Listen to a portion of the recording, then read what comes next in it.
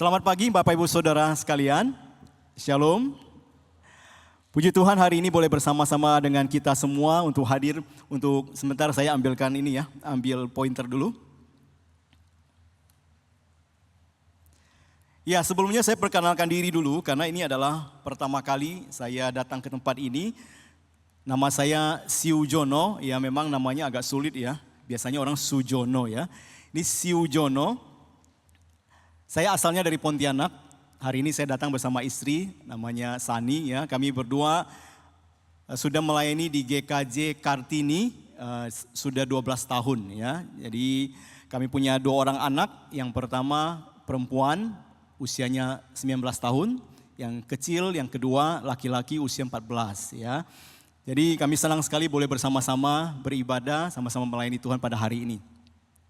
Tema kita hari ini adalah sabarlah kamu seorang terhadap yang lain, di mana kita akan membaca dari Kolose pasal 3 ayat 12 sampai 13. Apakah bisa slide-nya? Oke. Karena itu sebagai orang-orang pilihan Allah yang dikuduskan dan dikasihinya, kenakanlah belas kasihan, kemurahan, kerendahan hati, kelemah lembutan dan kesabaran. Sabarlah kamu seorang terhadap yang lain dan ampunilah seorang akan yang lain apabila yang seorang menaruh dendam terhadap yang lain. Sama seperti Tuhan telah mengampuni kamu, kamu perbuat jugalah demikian. Ini dari versi TB1 ya. Nah saudara sekalian, di sebuah gereja diputuskan bahwa mereka akan mengganti karpet ya. Karpet gereja yang selama ini mereka sudah pakai begitu lama dan sudah banyak ya, lubangnya, banyak rusaknya. Jadi para pengurus sudah mengadakan rapat dan mereka semua setuju kita akan segera mengganti karpet itu.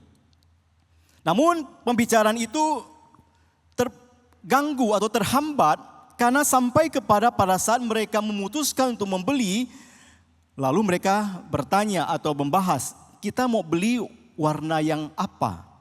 Ada kelompok mengatakan kita baiknya beli yang warna merah. Merah kelihatannya lebih bagus ya, yang lebih hangat kelihatannya. Tapi kelompok yang lain berkata tidak, kita harus pilih yang warna biru. Warna biru kalau kita melihat sepertinya begitu enak, begitu menyejukkan. Nah saudara sekalian, gara-gara pemilihan warna ini timbullah perselisihan di antara 2 kelompok ini. Yang merah bersikeras harus merah, yang biru juga bersikeras harus biru. Dan tidak ketemu ya, sudah dibahas berulang kali dengan penuh ketegangan, tetap saja tidak ada keputusan. Jadi mau beli warna apa ya? Gara-gara ini keputusan yang membeli karpet ini ditunda demikian lama. Bahkan semakin lama kondisi semakin tegang ya, bahkan juga ada jemaat yang marah dan tidak mau datang ke gereja. Nah saudara sekalian, mungkin kita berpikir persoalan karpet itu sepertinya tidak terlalu rumit ya harusnya ya. Tetapi kadangkala ada aja berbagai hal di dalam pelayanan gereja bisa saja menimbulkan perbedaan, bahkan kemudian lebih berat perselisihan, bahkan bisa jadi perpecahan.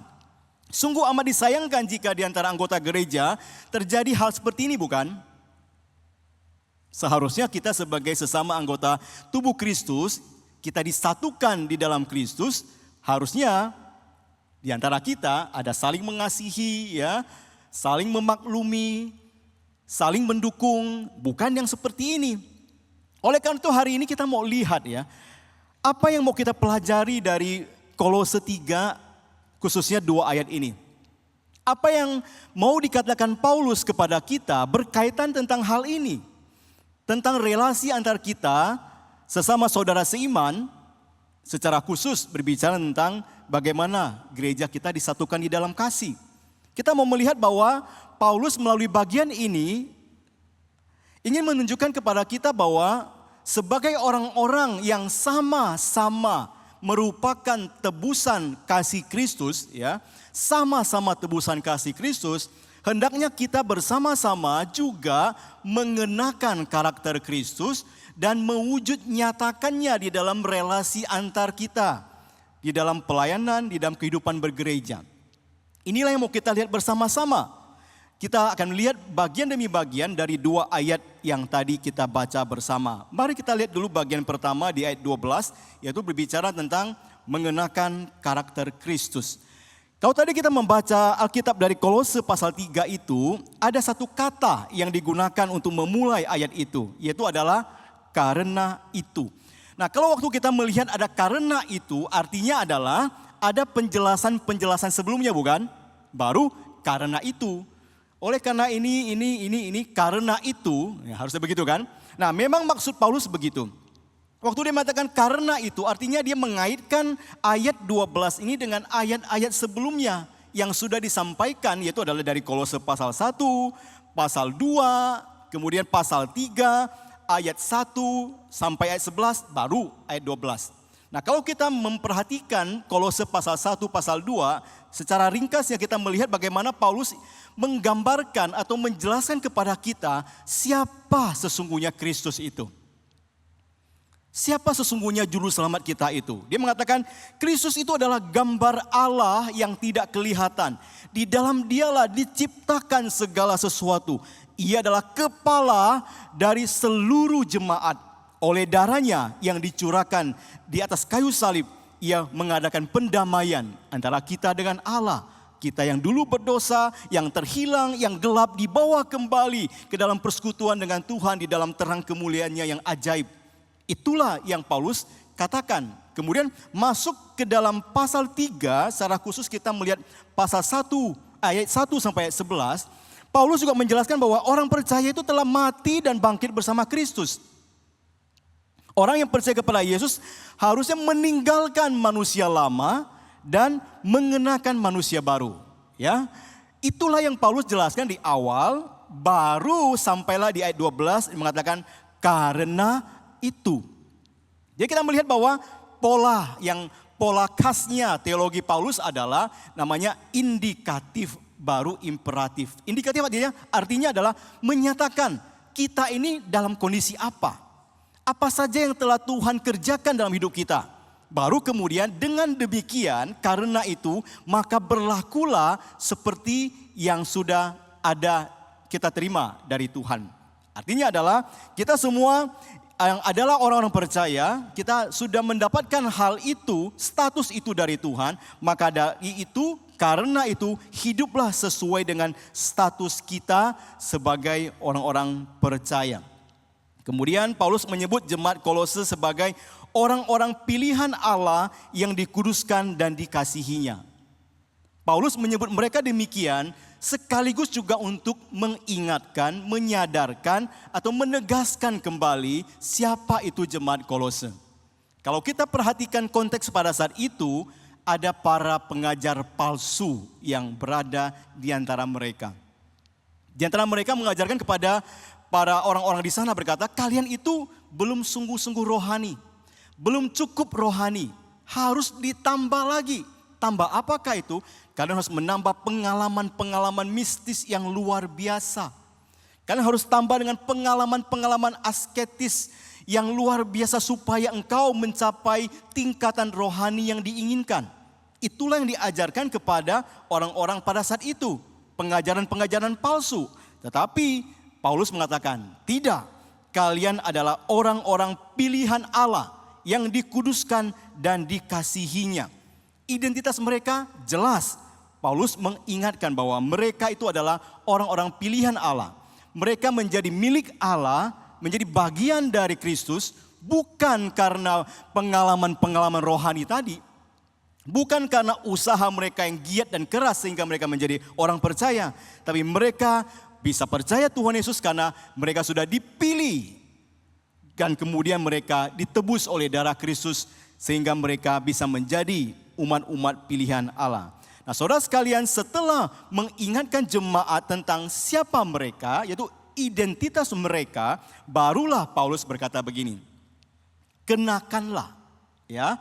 Setelah tahu siapa dirinya, siapa identitasnya, mereka adalah tebusan Kristus, maka Paulus berkata karena itu, kenakanlah. Kenakanlah. Nah, kalau kita baca kenakanlah dalam bahasa Indonesia, sepertinya sudah sangat jelas bukan? Kenakanlah adalah seperti kita mengenakan sesuatu. Dalam hal ini adalah mengenakan pakaian. mengenakan pakaian. Dalam konteks teologis surat Kolose pada saat itu, kata itu punya makna yang cukup penting, makna metaforis, makna penggambaran yang penting. Tadi sudah dikatakan, meninggalkan manusia lama, mengenakan. Nah ini dia, mengenakan manusia baru.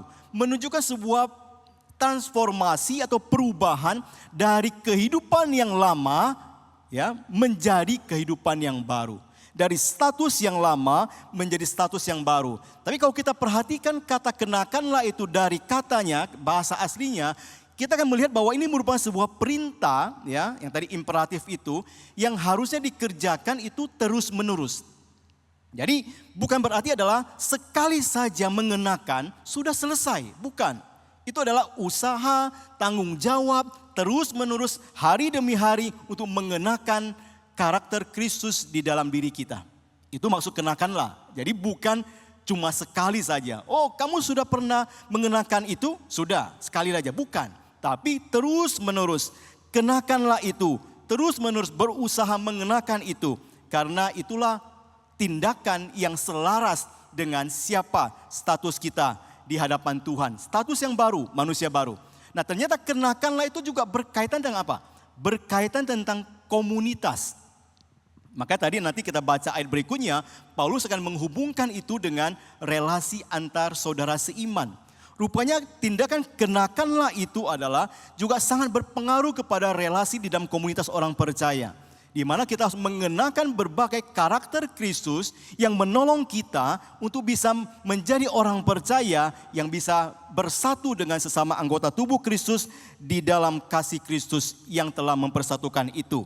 Jadi kata kenakanlah itu tidak hanya sekedar perubahan perilaku yang kelihatannya kok dari luar sepertinya dia berbeda, tetapi sesungguhnya adalah kenakanlah itu adalah mengadopsi karakter Kristus sebagai identitas yang baru yang harus dipraktekkan secara aktif dan berkelanjutan dalam komunitas orang percaya. Terus menerus, kenakanlah itu. Tidak berhenti dalam berbagai aspek kehidupan, sehari-hari kita mengenakan hal itu. Saya berikan sebuah ilustrasi atau contoh untuk menggambarkan hal ini ya. Saudara sekalian, ada seorang anak laki-laki yang diadopsi ke dalam satu keluarga. Keluarga ini adalah keluarga yang begitu mengasihi anak ini, menerima dia apa adanya, memberikan apa yang dia butuhkan.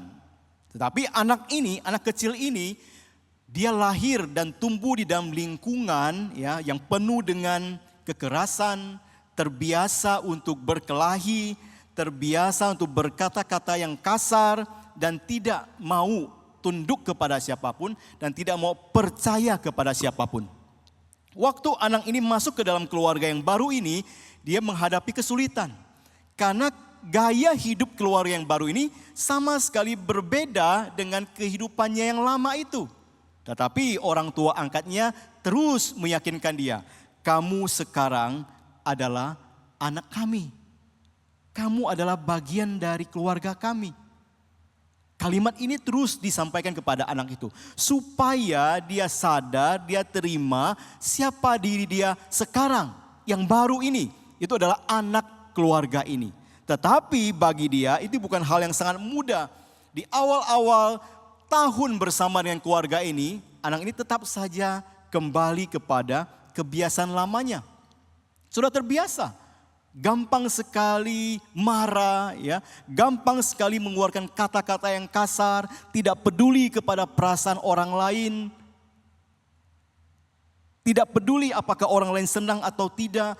Pokoknya saya seperti itu, dia berkata. Memang dari dulu aku seperti itu. Tetapi kadang-kadang dia juga berpikir mungkin ya, saya memang tidak cocok di keluarga ini. Saya tidak bisa berbuat atau bertingkah, bersikap yang sama seperti orang tua angkat saya.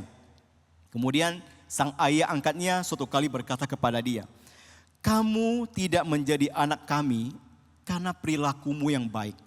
Kamu bukan menjadi anak kami karena perilakumu. Kamu adalah anak kami karena kami telah menerimamu, kami mengasihimu. Jadi anak ini diterima sebagai anak bukan karena perilakunya yang baik. Tetapi memang mereka sudah memutuskan untuk memilih dan mengadopsi anak ini dan mengasihi dia. Tetapi karena dia sudah menjadi bagian keluarga ini, sudah punya identitas yang baru ini, lalu ayahnya berkata, tapi karena kamu adalah anak kami, kami berharap kamu juga belajar hidup sesuai dengan identitasmu sebagai anggota keluarga ini. Nah, itulah kira-kira gambaran dari relasi kita dengan Tuhan. Kita bisa menjadi anak-anak Allah, bagian dari Kristus, bukan karena perbuatan baik kita, bukan karena betapa hebatnya kita. Itu semua karena anugerah, karena pertolongan Tuhan, karena penebusan Tuhan yang kita terima dalam iman kepada Tuhan Yesus Kristus. Status kita berubah sejak kita percaya Yesus. Tetapi ya, seperti perkataan dari orang tua ini, karena engkau sudah punya status yang baru, menjadi orang percaya, hendaknya kita juga belajar menghidupi identitas kita, menjadi anak-anak Allah, menjadi ciptaan baru, menjalani kehidupan yang selaras dengan identitas kita. Itu panggilan kita. Nah, berikutnya Paulus menyebutkan beberapa karakter ya. Kalau dengan demikian ya, kalau kita sudah tahu siapa kita, kalau kita sudah setuju bahwa kita harus berlaku ya, hidup sesuai dengan karakter kita, sesuai dengan identitas kita, maka apa sih yang harus kita tunjukkan? Nah, Paulus memberikan beberapa contoh kepada kita. Apa karakter Kristus yang hendaknya dimiliki oleh kita secara khusus dalam kaitan konteks permasalahan, dalam permasalahan antar relasi di dalam jemaat secara khusus. Karakter-karakter ini seperti pakaian rohani yang dikenakan dalam diri kita yang akan mengubahkan kehidupan kita. Beberapa karakter itu adalah yang pertama, belas kasihan. Nah, secara harafiah belas kasihan itu diterjemahkan seperti rahim ya, atau seperti merujuk kepada bagian dalam tubuh kita. Menggambarkan tentang kasih yang mendalam dari dalam hati dan kepekaan terhadap penderitaan orang lain. Itu adalah belas kasihan. Kalau kita membaca kisah perjalanan Tuhan Yesus dalam dunia ini, kita akan juga menemukan ya, tergeraklah hatinya oleh belas kasihan.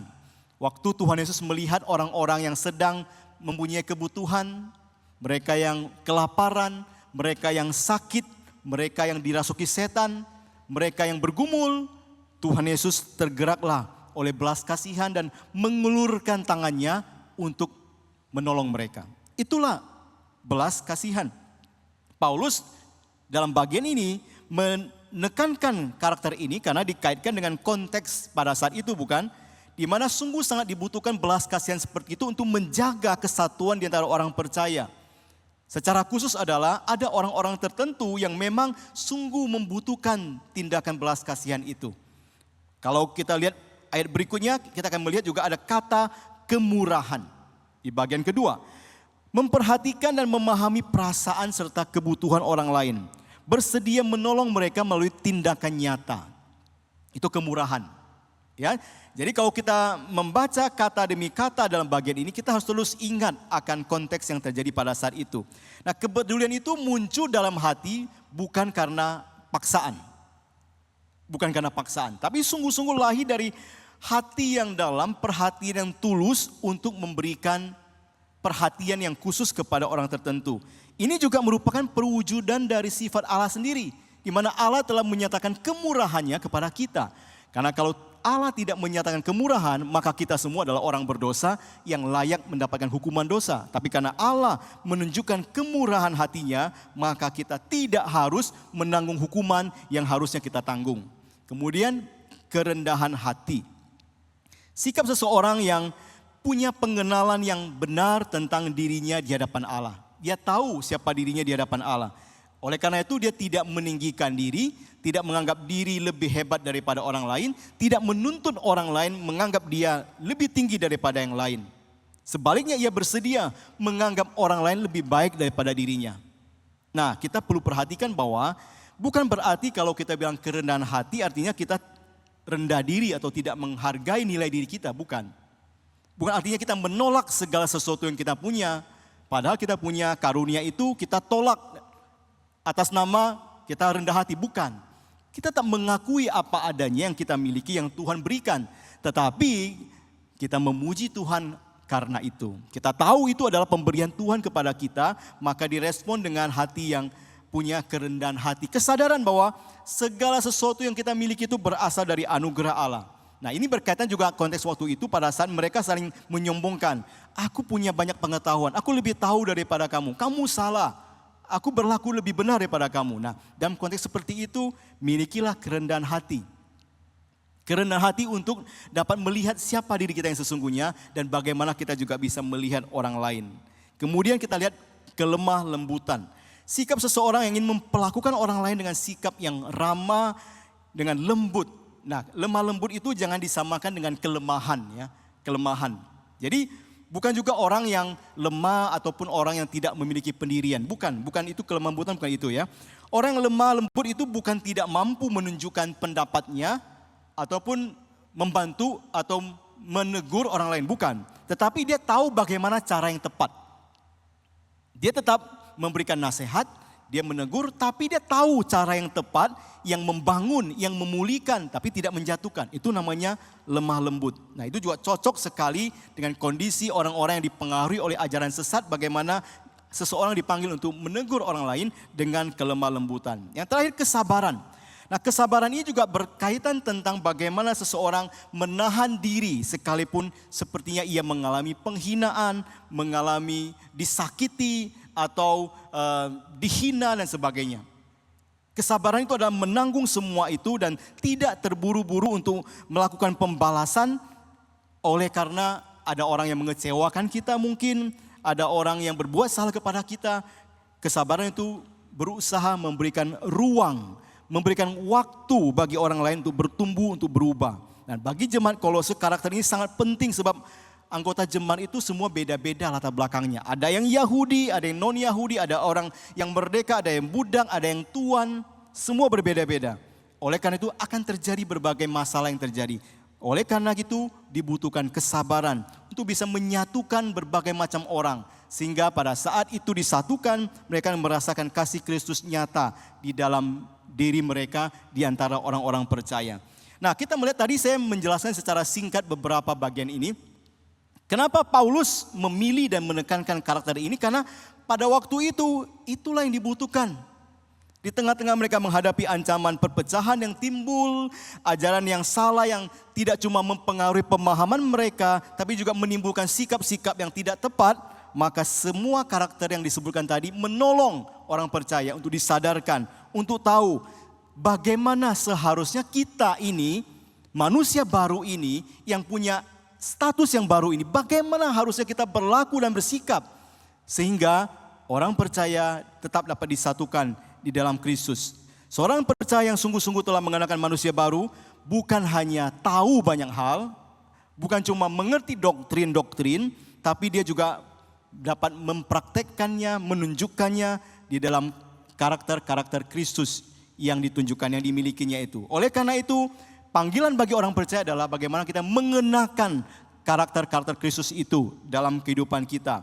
Sebenarnya Paulus bukan cuma di bagian ini, membahas bagian ini. Dia kita bisa melihat bahwa di Kolose 3 ayat 12 itu sebenarnya ada kaitan dengan ayat-ayat yang lain. Misalnya kita melihat Galatia 5 ayat 22 sampai 23. Nah, beberapa karakter juga tercakup di dalam buah roh yang disampaikan, bukan? Kemudian dalam Efesus 4 ayat 1 sampai 2, hendaklah kamu selalu rendah hati, lemah lembut, sabar, tunjukkanlah kasihmu dalam hal saling membantu. Nah, jadi pengajaran yang sama, bukan? Nah, selain itu ada Roma 12 ayat 10, hendaklah kamu saling mengasihi sebagai saudara dan saling mendahului dalam memberi hormat. Dan bahkan dalam tulisan di Filipi pasal 2, Paulus menjadikan Tuhan Yesus sebagai teladan kita yang sempurna. Di mana dia yang adalah Allah itu rela mengosongkan dirinya menjadi sama seperti manusia demi melayani bahkan mati di kayu salib bagi kita. Bagaimana pentingnya karakter-karakter itu dihidupkan dan dinyatakan di antara orang percaya. Karena Kristus sendiri sudah menunjukkannya kepada kita. Saudara sekalian, saya tidak tahu apakah di antara kita ada yang suka sepak bola ya. Nah, sekarang ini kan sedang ada Piala Dunia ya. Piala Dunia yang dikatakan diadakan di Amerika Serikat, Kanada dan Meksiko dari 11 Juni sampai 19 Juli. Ada 48 tim dikatakan ya, walaupun saya tidak mengikuti secara detail, saya baca berita saja ya. Nah, kita tahu masing-masing tim itu punya yang namanya seragam ya. Ini saya ambil dari internet, nggak tahu masih sama nggak seragamnya ya. Masing-masing punya seragam. Seragam sepak bola itu. Dan pada saat anggota tim itu mengenakan seragam itu, mereka tahu dengan jelas. Saya ini, aku ini sedang mewakili negara ini. Karena kita tahu pemain sepak bola kan bisa bermain di klub mana aja ya. Orang Amerika mungkin bisa main di klub negara lain ya. Orang negara lain bisa main di klub Inggris dan sebagainya. Tetapi waktu mereka sama-sama mengenakan kaos itu ya, seragam sepak bola negara itu, maka mereka tahu dengan jelas itulah identitas status mereka saat itu. Paling tidak dari selama sebulan lebih ini. Mereka tahu tugas mereka adalah harus membela negara di mana mereka pakai kaos itu. Negara mereka sendiri tentu saja. Bagaimana mereka harus ikutin segala aturan yang ditetapkan negara itu bagi mereka. Bagaimana mereka harus taat tunduk kepada pelatih mereka. Karena mereka sedang berada di dalam kelompok atau pasukan atau tim dari bangsa itu atau dari negara itu. Demikian pentingnya kaos seragam itu bagi mereka. Waktu mengenakan kaos itu, jadilah mereka seperti itu. Waktu itu dilepaskan, mereka menjadi yang berbeda lagi. Nah, saudara sekalian, gambaran sederhana ini menolong kita juga untuk melihat bahwa itulah yang terjadi kepada kita. Waktu kita mengenakan Kristus, kita tahu kita adalah milik Kristus. Segala hidup kita, pikiran, perkataan, perbuatan kita harus sesuai dengan pengajaran Kristus, sesuai dengan pikiran Kristus, sesuai dengan karakter Kristus. Karena memang kita miliknya, kita mengenakan Kristus kok dalam hidup kita. Oleh karena itu, kita mau bersama-sama belajar bagaimana hidup bertanggung jawab sesuai dengan status kita sebagai murid Kristus itu. Saudara sekalian, kita dipanggil untuk sungguh-sungguh menghidupi status itu. Setiap kita, dalam setiap aspek kehidupan, bukan cuma di gereja. Kadang-kadang kita kalau di gereja kita ingat bahwa aku ini milik Kristus. Tapi waktu pulang atau meninggalkan gereja, bisa saja kita lupa. Atau baju kita itu kita tinggalkan di gereja. Jadi waktu kita pulang ke rumah, waktu kembali ke rumah kita, ke tempat kerja, ke tempat studi kita, baju lain yang kita kenakan. Bukan lagi Kristus yang kita kenakan. Oleh karena itu, wajar saja kalau kita melihat apa yang diwujudkan atau apa yang ditunjukkan adalah sifat-sifat yang tidak sesuai dengan apa yang Kristus inginkan. Memang itu pergumulan dari kita semua ya. Memang pengajaran firman Tuhan menolong kita untuk mengatakan bahwa memang kita masih ada kelemahan. Kita masih ada kebiasaan lama. Tapi kita cenderung kita akan makin lama lebih baik untuk mengikuti Kristus. Kalau kita tahu dulu banyak orang mengusungkan tentang WWJD ya. What would Jesus do? Waktu kita menghadapi ini, apa yang Kristus akan lakukan dalam kondisi ini? Kalau aku menghadapi pergumulan ini, apa yang Tuhan Yesus ingin saya lakukan? Ini merupakan usaha kita untuk hidup sesuai dengan siapa kita sesungguhnya. Karena kita mengenakan karakter Kristus itu. Dan itu berlaku dimanapun kita berada dan kapanpun. Itu pergumulan memang, tidak mudah. Tapi itu panggilan yang harus serius kita jalani dengan penuh tanggung jawab bahwa kita adalah orang-orang yang telah ditebus oleh Kristus dan hendaknya mengenakan karakter Kristus. Nah, berikutnya kita melihat bagaimana Paulus kemudian menerapkan karakter itu di dalam kaitan relasi di antara orang percaya. Dan memang itu terjadi pada masa itu bukan? Terjadi pergumulan di antara mereka. Kita melihat dikatakan sabarlah seorang terhadap yang lain. Sabarlah seorang terhadap yang lain. Dalam Kolose 3 ayat 13.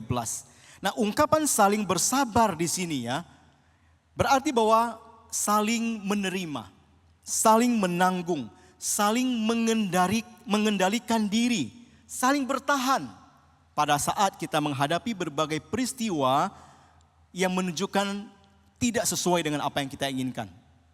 Tadi sudah dikatakan gereja itu penuh dengan orang yang berbeda-beda, latar belakang beda, temperamen berbeda-beda, kebiasaan hidup berbeda-beda. Oleh karena itu kita perlu saling bersabar, saling menahan diri, saling menerima.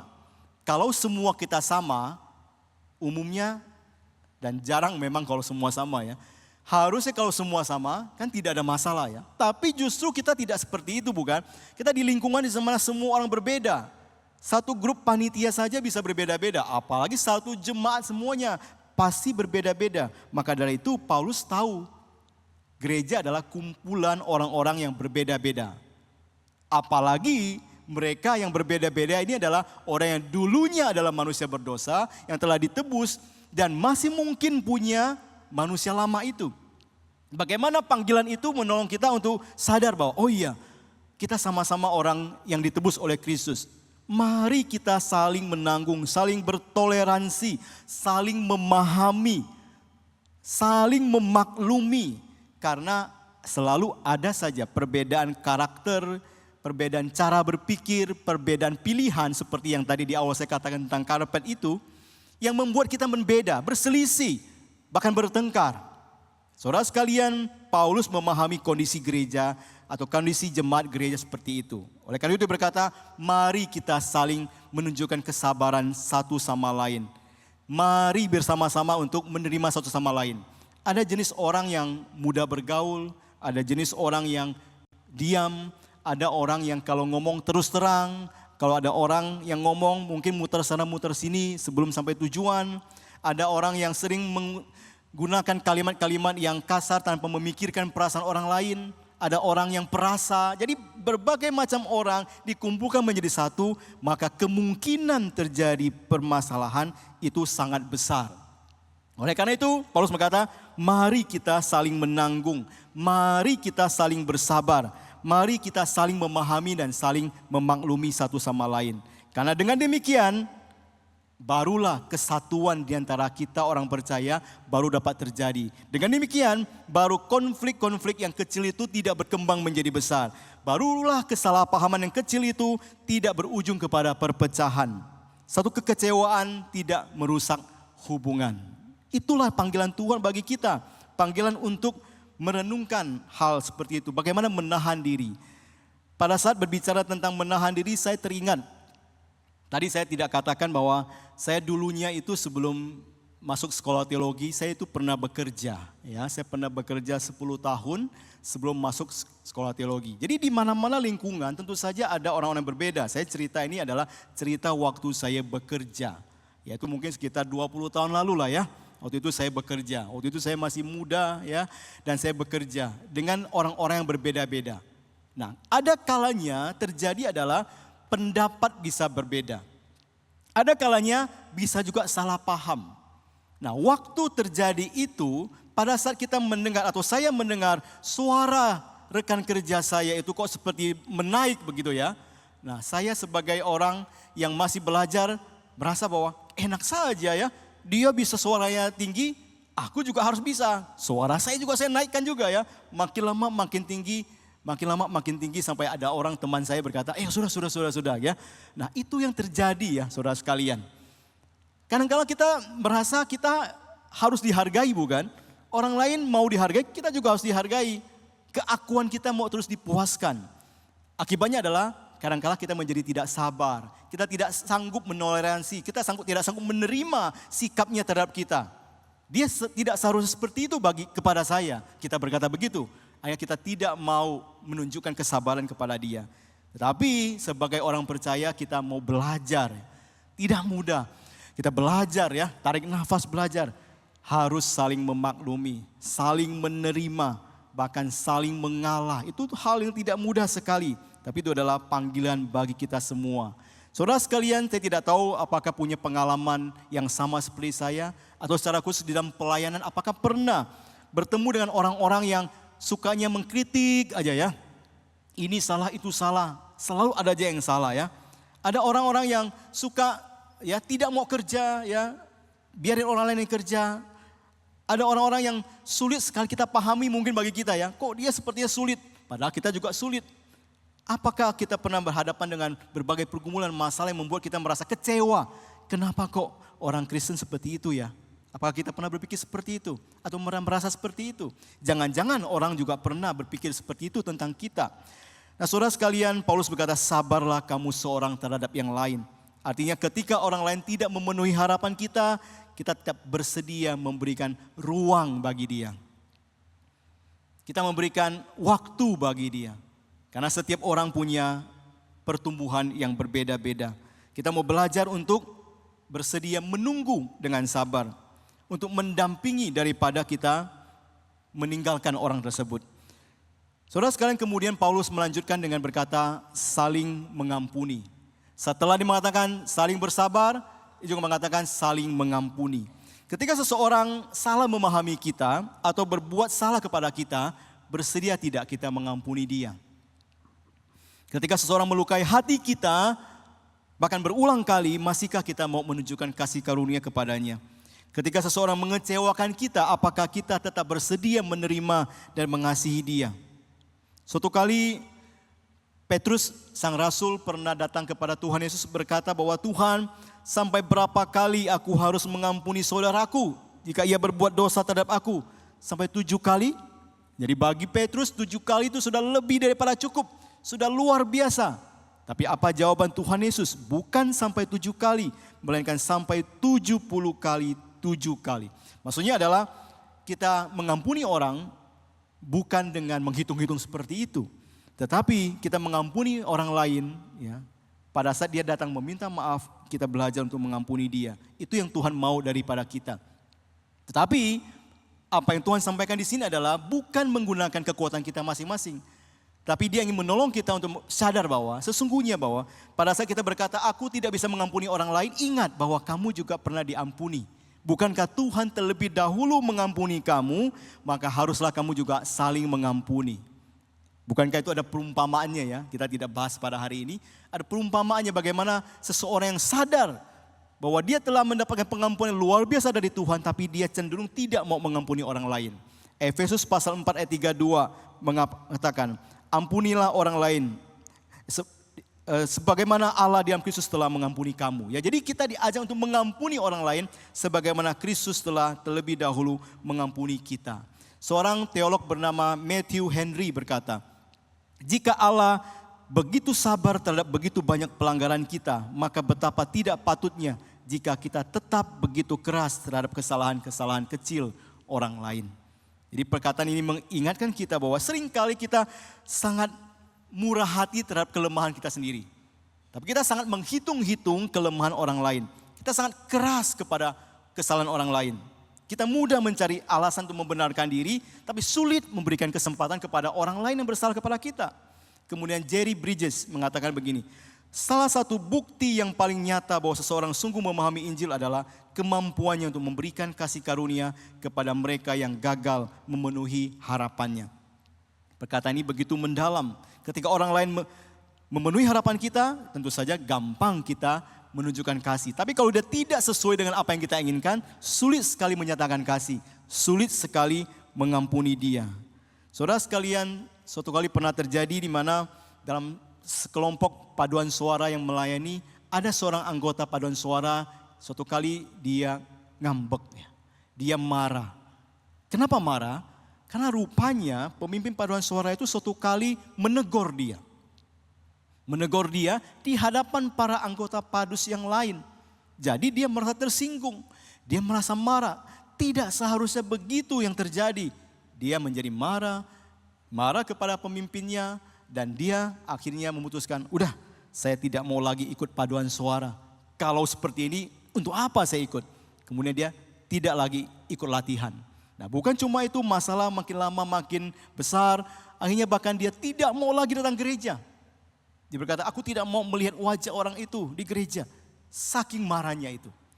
Nah, saudara sekalian, kalau kondisi itu terus dipertahankan tanpa ada penyelesaian, yang ada adalah mungkin dia berkata, oke lah, aku pindah saja ke gereja lain begitu ya. Tetapi puji Tuhan, ada solusi yang terjadi. Ternyata setelah melihat kondisi seperti itu, sang pemimpin paduan suara itu juga tergerak hatinya ya. Kemudian dia yang merendahkan dirinya, merendahkan hatinya untuk datang terlebih dahulu kepada orang ini. Dia datang ke rumahnya, dia bertamu ke rumahnya dan bertanya sesungguhnya apa yang terjadi, apa yang dirasakan. Setelah itu, singkat cerita, dia kemudian meminta maaf. Rupanya sang saudari itu cuma menantikan itu saja. Permintaan maaf dari pemimpinnya itu. Waktu dia berkata, maaf ya, sorry ya, harusnya waktu itu aku tidak mengatakan kalimat itu. Dengan perkataan itu saja, sang ibu ini, sang saudari ini, akhirnya hatinya lunak dan mau mengampuni. Wah, sungguh luar biasa bukan? Ini merupakan sebuah happy ending yang luar biasa. Tetapi pada kenyataannya, tidak semua seperti itu bukan? Kita mungkin pernah mendengar ada orang-orang yang marah, pindah gereja, ada yang berkonflik sampai bertahun-tahun tidak pernah selesai. Kenapa? Penyebabnya apa? Karena kita tidak mau merendahkan diri kita untuk saling mengampuni. Mengampuni itu tidak mudah ya. Apalagi kalau kita merasa luka itu sudah begitu dalam, sudah begitu berat, sudah berulang kali, sulit sekali untuk mengampuni. Tetapi sebagai orang percaya yang telah diampuni oleh Kristus, kita dipanggil juga untuk mengampuni orang lain. Itulah panggilan kita. Itulah gambaran gereja yang seharusnya. Lalu apa yang bisa kita lakukan supaya kita bisa mempraktekkan ajaran Paulus ini? Yang pertama, jangan menuntut kesempurnaan dari orang lain. Banyak konflik muncul karena kita punya harapan yang tidak realistis terhadap orang lain. Kita mungkin punya tuntutan yang tinggi kepada orang lain, orang tua, anak, teman, kerja, sehingga terjadilah pergumulan, kekecewaan, permasalahan. Kedua, berikan ruang bagi orang lain untuk bertumbuh. Setiap orang punya kecepatan pertumbuhan yang berbeda-beda. Ada yang cepat, ada yang lambat. Yang ketiga, sebelum menghakimi orang lain, periksalah diri sendiri juga. Seringkali kita begitu mudah melihat kesalahan orang lain, tapi tidak melihat kelemahan diri kita. Keempat, pilihlah untuk mengampuni sebelum kepahitan itu terus bertumbuh dan bertumbuh. Mengampuni tidak berarti bahwa luka itu tidak pernah ada. Terkadang rasa sakit itu masih terasa. Terkadang kenangan yang menyakitkan itu masih muncul kembali. Pengampunan juga tidak selalu menghilangkan rasa sakit itu secara seketika. Namun pengampunan adalah sebuah keputusan untuk tidak lagi membiarkan kebencian itu, kepahitan itu menguasai hati kita. Jika kita terus menggenggam luka yang dalam itu, terus menggenggam kesalahan orang lain, maka kepahitan itu pelan-pelan bertumbuh menjadi dendam yang sulit untuk diselesaikan. Paulus berkata, hendaklah kamu saling mengampuni, saling bersabar terhadap yang lain. Saudara terkasih, kita adalah anak-anak Allah. Kita adalah orang-orang yang telah diselamatkan oleh Kristus. Marilah kita hidup bagi Kristus, hidup sesuai dengan karakter Kristus. Setelah kita pulang dari tempat ini, ingat, jangan tinggalkan karakter Kristus itu di gereja, tapi bawa itu dalam kehidupan sehari-hari. Marilah kita dengan jujur bertanya kepada kita masing-masing, apakah orang-orang di sekitar kita dapat melihat karakter Kristus melalui hidup kita? Apakah keluarga kita dapat melihat sikap saling menerima, saling bersabar di antara kita? Apakah rekan-rekan kerja kita dapat merasakan kemurahan hati yang kita berikan kepada mereka? Apakah saudara seiman kita dapat mengalami pengampunan yang kita berikan kepada mereka? Apakah para tetangga kita, orang yang kita kenal, dapat melihat kasih Kristus dalam kehidupan kita? Kiranya setiap hari kita mengenakan karakter Kristus, terus mengenakan, karena itulah yang Tuhan inginkan. Sehingga pada saat kita berbicara tentang kesatuan tubuh Kristus, kita sudah menjadi bagian dari orang-orang yang rindu, berharap, dan terlibat untuk menjaga kesatuan di antara orang percaya. Karena kita telah belajar untuk menyadari identitas kita, belajar untuk mengenakan karakter Kristus sebagai tujuan untuk mewujudkan atau menggenapi hidup yang selaras dengan identitas kita itu. Kita Tuhan menolong kita semua, biarlah segala kemuliaan bagi Tuhan. Kita berdoa. Bapa di surga, kami berdoa kiranya Tuhan menolong kami ya Tuhan, orang-orang yang lemah, yang mudah sekali untuk menjadi kecewa, menjadi sakit hati, bahkan kami menjadi marah kepada sesama kami, bahkan meninggalkan Tuhan. Biarlah Tuhan tolong kami sebagai orang percaya yang disatukan dalam tubuh Kristus. Kami disadarkan siapa kami di hadapan Tuhan dan bagaimana kami harus hidup Tuhan tolonglah kami jika di antara kami sampai saat ini juga kami ada pergumulan-pergumulan, masalah-masalah dengan orang-orang sekitar kami. Kiranya Tuhan bantu kami buka jalan sehingga kami boleh dengan kasih Kristus yang memenuhi kami, yang menguasai kami juga menyatakan kepada orang lain. Menyatakan kepada mereka karakter-karakter Kristus yang telah Tuhan teladankan bagi kami semua. Tuhan tolong kami, Tuhan sertai kami. Demi Kristus kami bersyukur, kami berdoa. Amin.